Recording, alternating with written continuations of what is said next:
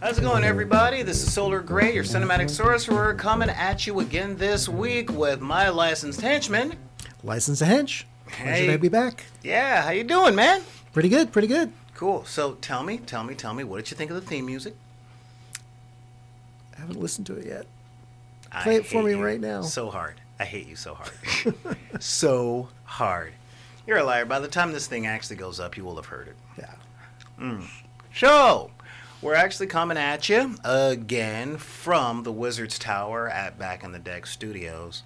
And so many books, so little time to read. So little time because I am out there trying to get good content for you. That's right, and as you can see, I have a different pipe with me this week because wizards smoke. And no, it's just tobacco in here, okay? It's just tobacco. Don't at me. But if you did want to at me, you could at me at backinthedeck@gmail.com. You can also hit us up on the Twitters at backinthedeck. You can hit us up on them Instagrams at backinthedeck or look for BidP on all three. If you're already watching this, chances are you're out of YouTube. But if you're not, look for BP or BidP on the YouTubes. And you can finally look us up on the Patreon if you really like what we're doing and you want to help support us and help me keep the damn lights on. Look us up at Patreon at Back in the Deck or Patreon at BidP. And for those of you guys out there that don't really want to know what our pretty faces look like, give them a wave. You can find us on the SoundCloud at Back in the Deck. Look for us at BidP on the SoundCloud because that is where you get some quality podcasting that I don't have to pay too much to actually put up. In case you want to listen to us on your ride to or from work, God knows it takes me an hour and a half to get to work, therefore the length of these podcasts. So, where can they find you, Mr. Henchman? Licensed Hench at hotmail.com and additional contact information in the description down below. All right, isn't that fun? So, yeah, so much stuff has been going on over this past week. This editing is killing me, man. Just killing me.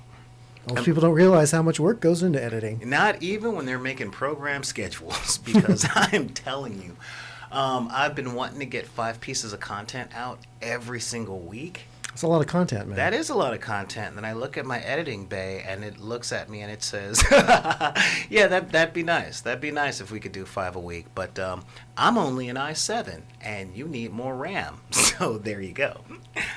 So I'm putting out as much stuff as I can. How was your week, man? Pretty good.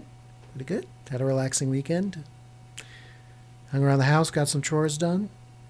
And fortunately, didn't get to see any of the newer movies that I was hoping for, but maybe I'll get caught up on a little bit, and we can talk about more fun things. Well, we're gonna get to you on that one.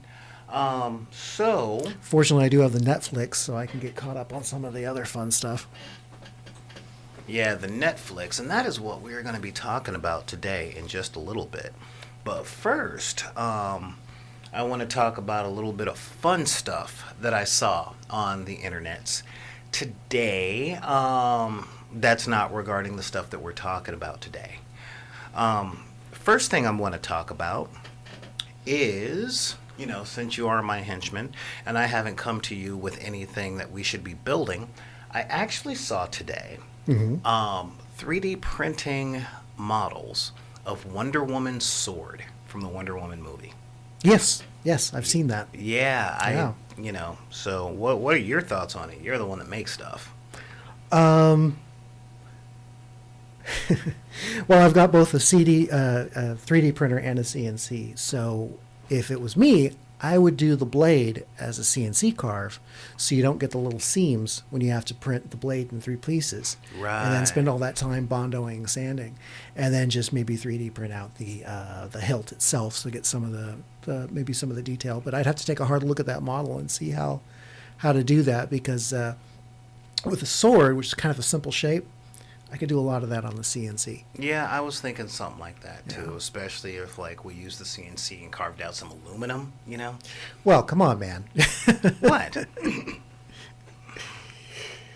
You want to make an actual sword? Believe me, an aluminum blade will not keep an edge. Oh God, no. No matter how hard you. But it might be interesting to do the hilt out of maybe metal, give it that heft. Of course, as soon as you do it out of metal, then the first thing I tell you is, well, we have to get it anodized. Yeah. And then the blade, I probably would still go with like a resin for the blade, just because of safety. Safety.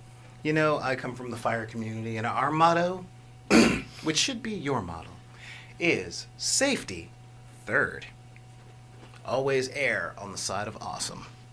You sound like me when I'm working on anything in the garage and I look over at someone and say, never do what I am doing. This is not the safe or sane way to be doing this. Exactly. You'll get the amazing product, but remember, good, fast, cheap, pick two. And notice safe was not on that list at all. So that's some stuff I wanted to look at because, like, I talk about this on a different podcast that you can also find on the SoundCloud and here on this show. How difficult cosplaying tends to be, especially for me as a person of color. I quit cosplaying for a lot of different reasons, but I'll talk about that with somebody else at a different time. But one of the reasons that I had to stop was because every time I cosplayed anything that had some sort of weapon, I wasn't allowed on the convention floor. You know, I had my friends dressed as the Joker carrying around like gunmetal gray 45s. They're walking in. But if I walk in with something that looks like a sword but is made of cardboard, I wasn't allowed in. Wow. Okay, you know, it's stuff is real, and that's what Back in the Deck is here for. At BlizzCon this year, I was talking to several of the cosplayers, and they... Speak up, man.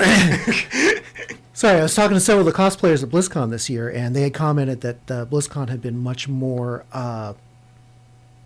accepting of the cosplay weapon props. And basically, they just had to check into security.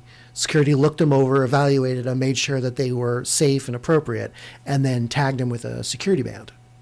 And they said when they went to Comic-Con, I'm not sure which Comic-Con, they said they were just confiscating people's props. They were just like, sorry.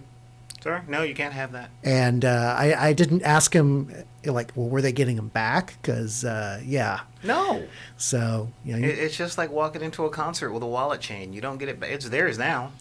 Yeah, You know, I'd have words with that if they took my $1,800, you know, Vulpin Oh, you think? grav gun. You think? Yeah. But yeah, so I don't actually have one of those. yet. But who knows? Maybe Vulpin might watch this one day and go, you know what? That guy is always on my site. Oh, he's actually the reason why I got back in CNC. We have talked at length about that. I will tell you. Who knows? Maybe sometime later we can pull together a prop top podcast and actually, like, you know, make stuff. Yeah, that will require a much larger studio than the one I'm working with now. Hint, hint. Nudge, nudge. You know what I mean? Say no more. Nods as good as a wink to a blind Batman. So, and no, we're not talking about Batman. Not talking about Batman. But I did want to talk about some of the newer stuff that I've been checking out and that you've been checking out, because I've been doing a lot of Netflixing. A lot of Netflixing because there's only so long I can sit at the editing bay at 3-4 o'clock in the morning. But you know, you get that whole nervous energy twitch thing that says if I go to sleep right now, my girlfriend's going to hog all the covers or kick me out of bed. And so, sure enough, I would turn on Netflix, and I finally sat down and watched Bigmouth. I mean, what was your thought? My thought of Bigmouth was, this is the 6th grade health class everybody needs to see. The first episode, I was like, what? By the 3rd episode, I was like, oh my God, everybody needs to watch this. Now, is it just me, or does this show really capture what it's like to be a prepubescent kid? I think they did a better job of capturing it than a lot of stuff in the current culture. But more importantly, they talk very realistically and very matter-of-factly about, like, human biology. And there's several points where they stop and they have the now you know, and knowing is half the battle style like lecture. Like there's a whole little bit about vulva and the Mons that where they kind of do this whole Seinfeld thing, and I'm like, this is brilliant because they're taking a topic that people might be a little uncomfortable even watching and making it funny and feeding them information in a way that they don't even know they're being educated. Yeah. They had a whole episode on consent. Oh, you mean? And they never like said this is the episode on consent. It was just like the head pushing episode. Yes, he's a head pusher. Yeah. Yeah, what I gotta say is, of course, I've got my favorite characters and the whole thing. I do love me the hormone monster. Oh my God, that dude. But I actually like the dude's older brother. You know, the sociopath that climbs through the walls? Oh, yeah, that one. And lives in the vents and just basically tortures him, but loves him in a weird, dysfunctional kind of way. And trolls him in the way. I'm only being cruel. Yeah, I'm only being cruel to you because life is shit. I mean, at the episode that I'm thinking of where, you know, they have the stand up to the popular asshole guy, which as a former theater kid, I was kind of offended at because you're not supposed to say that shit. I mean, it's not like they're not like that, okay? Yeah.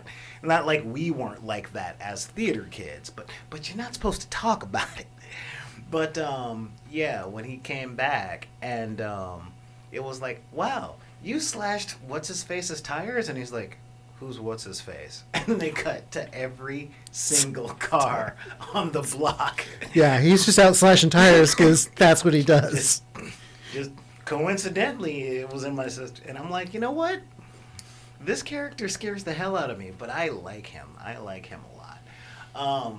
I think my favorite hormone monster moment is when they're having the hormone monsters are having the intense conversation about how this sexual union is going to go. Oh, the lawyer debate. And they're the lawyer debate, and it's very, LA law. They're having the hard nose, like, well, I'm going to offer this. Well, what do you offer? Well, all of that depends. Are we talking under the shirt and over the bra? Yeah. Are we talking? Well, all of that depends on how much experience your client has and if they know what they're doing. I'm on a level with you. My client doesn't know a damn thing. Neither does mine. Yeah. So the hormone monsters are trying to negotiate, and they are both just freaked out because no one knows anything or what the hell's going on. I mean, okay, so here is my thing. As attractive as I am and the ladies' man that the internet knows me to be, right now. At him. He'll appreciate it. I never played 7 Minutes in Heaven because I never went to parties, and like that's the one thing that that this show just doesn't really speak to me about, because growing up I always thought there were going to be those cool high school parties. Yeah. You know, with people dancing and 7 Minutes in Heaven. But every party I went to was just a bunch of people sitting around, maybe one or two people drinking. And you know why? I think the reason that it ended up like that was because we never had a party wolf. We never had a party wolf, We never had a party wolf. We never had that guy that brought the alcohol distilled in the Philippines by child labor for children. You know, if we had had cotton candy brandy, there might have been something a little different. Oh, God, I had actually forgotten about cotton candy brandy until you brought it up. Oh, man, yeah. So, yeah, honestly, this show, honestly was a flush for me. It really was. It's such a flush. I'm going to watch it again. Yeah. I'm still going to watch it again. And I like I said, I'm adamant. Like, people need to watch this, not because it's funny, but just because it has a lot of really good content. That these are things you need to know. It's the stuff that no one told me in high school, right? Like, and now, and especially the grand finale. Oh, the freaking grand finale. I just want to grab a clip of that and like play that for people because. See, I thought you were going to talk about, like, The Rock getting into your spank bank while you're in the middle of it, because, you know. No. I'm not saying that's never happened to me Although that before, tomato, man. That tomato. I ain't going to lie. I've thought about it with the Land O'Lakes lady. I really have. Especially since butter is dual purpose. For those of you not following along, the young man is experiencing his adolescence, and we get to see his inner monologue. Yeah, we get to see the stuff that he thinks about when he's touching himself. And some of it is odd. Well, he's 13. Yeah, and actually, the hormone monster is a great plot device because it allows him to externalize his inner monologue. So he can talk to the hormone monster about the stuff going on in his head, rather than have to actually go inside his head and see it. Because it was funny once, twice, but then it gets a little weird. Yeah. But yeah, so he has a lot of discussions with the hormone monster, and the hormone monster explains a lot of things to him. And the hormone monster is both his nemesis and his mentor. Yeah. Because he really does like that's the guy you wish you had in high school who's explaining to you he's like that Gladys stuff. from Portal. The closest to this that I've seen as an adult where I went, oh my God, everyone needs to see this, is the masturbation talk from Weeds. Okay. Yeah. Yeah, if you've seen good that old banana episode, peel. it's like episode it's early on, it's first season, like episode 405, because the kid is clogging the toilet with his socks. So normally dad would handle that, so she asks the brother to handle it, and you expect him to kind of do that. Well, you just do that in your room and you throw that away. And no, he goes on to about a 7-minute detailed explanation on technique, advice, Tools. materials, tools. Yeah, I think again, so much stuff stands out about that show in my head.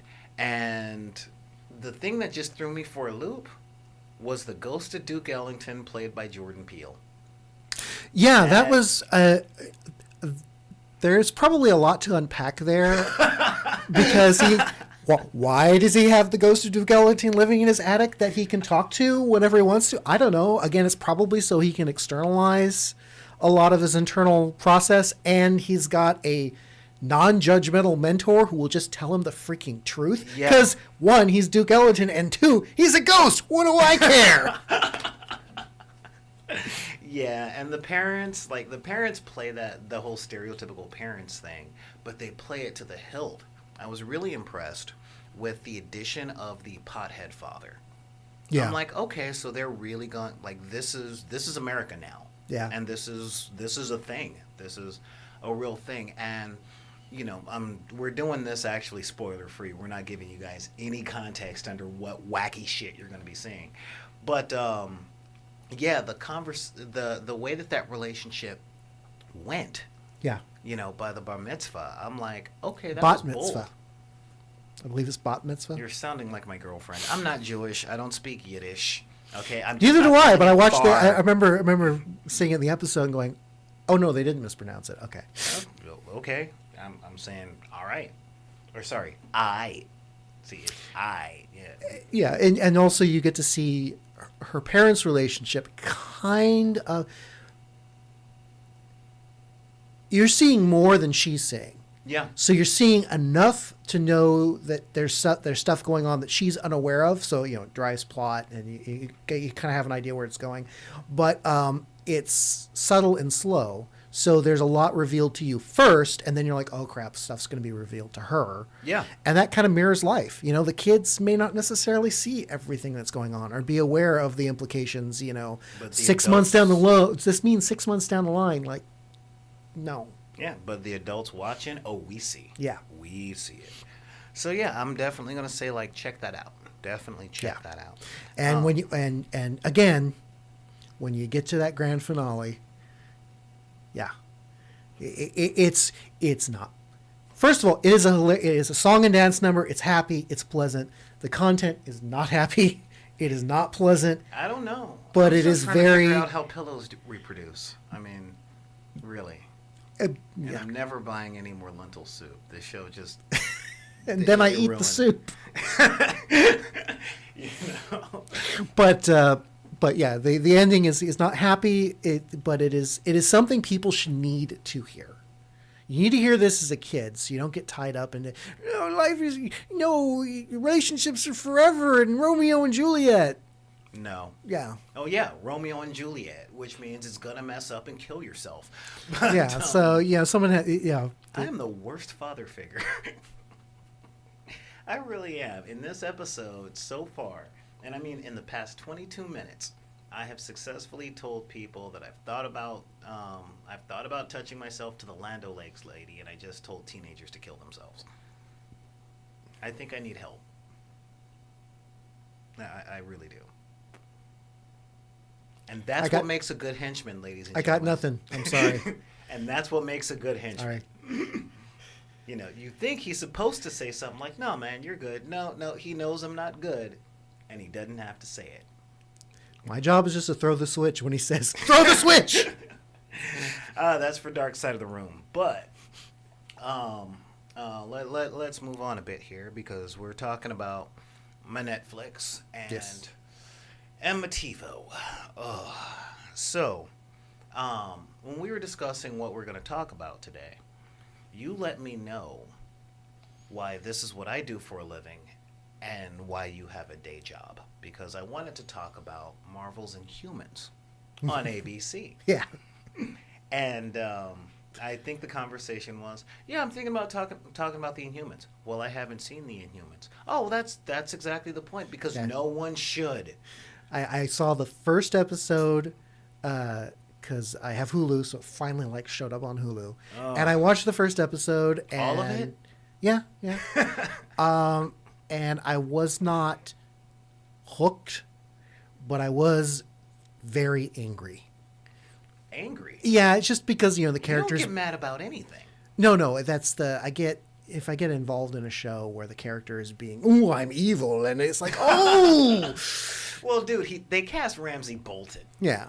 Okay. So I mean, it's like, oh, he's deceiving everybody, and he's destroyed everything, and he's ruined everything, and I was like, it just pisses me off, but doesn't make me happy to watch. Okay. So, No, that's fair. and I figured I'll come back to it and watch it later, but Don't. right now I'm doing other things. Don't do it, man. Don't know? Don't do it.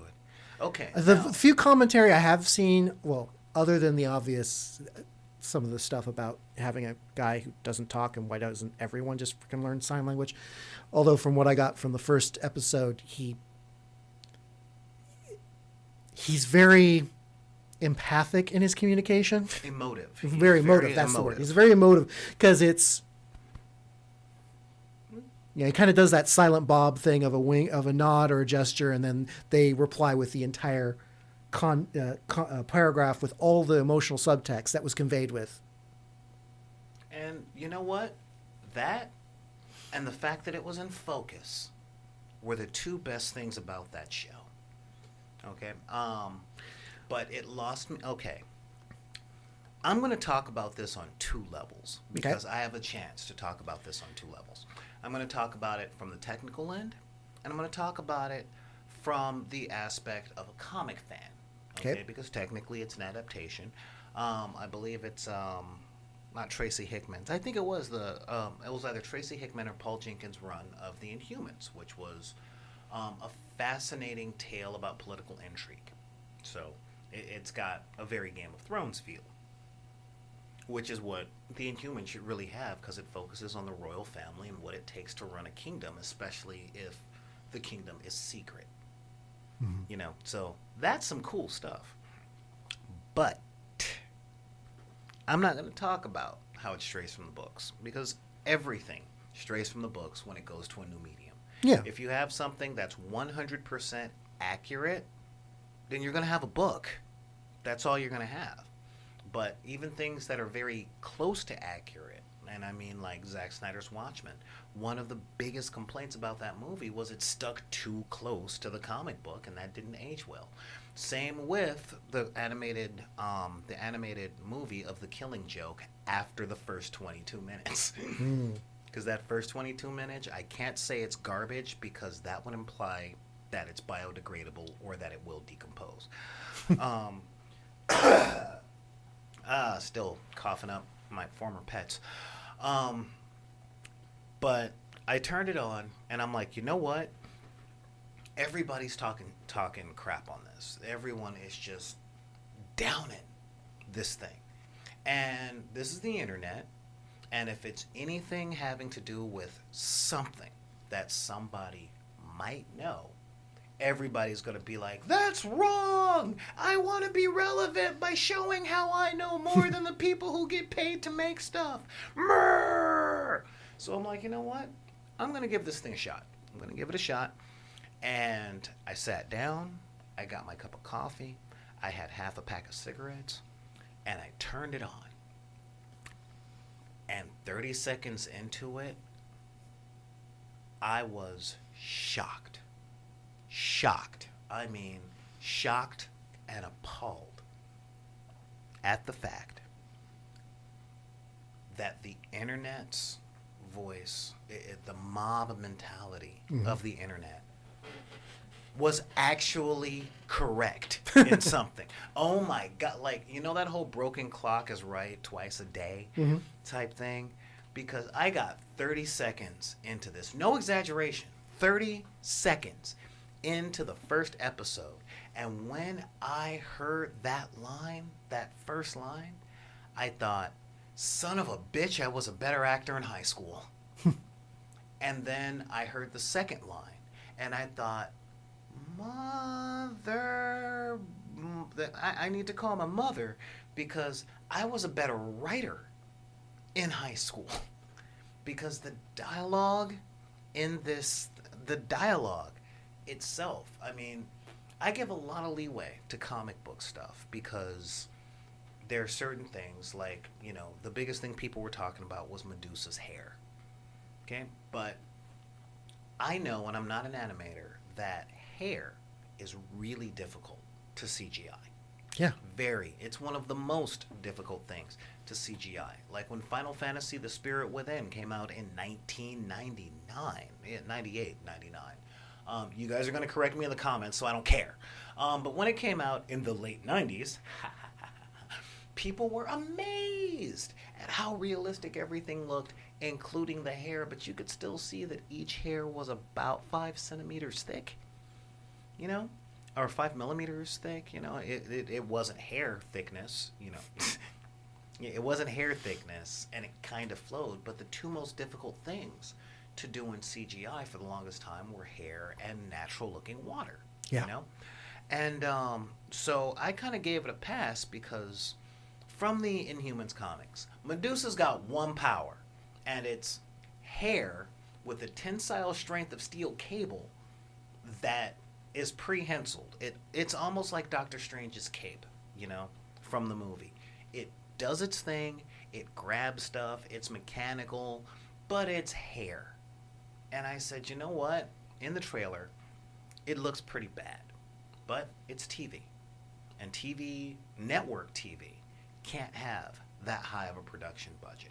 Yeah. You know, it's not going to spend $30 million on CGI for someone's hair. Especially not after the Justice League. There's no CGI left. So, you know, we're trying to replenish that along with the hard light and tachyons. It is a finite resource, and Yeah. we need to conserve. Exactly. You Star Trek fans know what I'm talking about. But, yeah, honestly. Oh God, our lens flare budget is still in deficit. Yeah, and that's deficit. Yeah. What did I say? Decifit. Which is Is that a cool word? I don't know, but it sounds cool. It's a totally cromulent word. Yeah. Some of you got that. Yeah, and the rest of us got the squanch. So after all is said and done, I'm looking at this and I'm like trying to give it passes. You know, I understand that the CGI budget wasn't going to be that great. The costume budget can't be that great because it's a TV show on network TV. Yeah. So you can spend all of your revenue trying to make a fantastic show instead of a movie, or you